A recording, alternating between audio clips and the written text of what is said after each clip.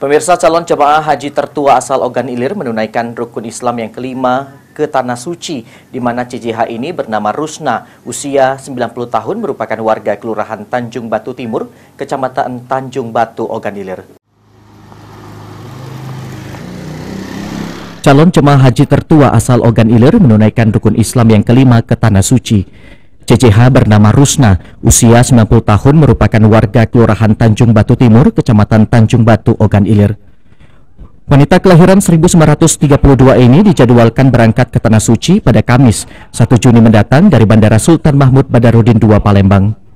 Sebelum berangkat, Rusna akan lebih dulu dilepas oleh Bupati Ogan Ilir di Tanjung Senai pada Rabu pagi, 31 Mei pagi tadi. Perasaan bahagia menyelimuti Rusna yang telah mendaftar naik haji sejak tahun 2015. Selama puluhan tahun menabung, Rusna mengaku sudah berdoa kepada Yang Maha Kuasa agar diberikan kemudahan untuk berangkat ke Tanah Suci. Ahmad Romawi, PAL TV.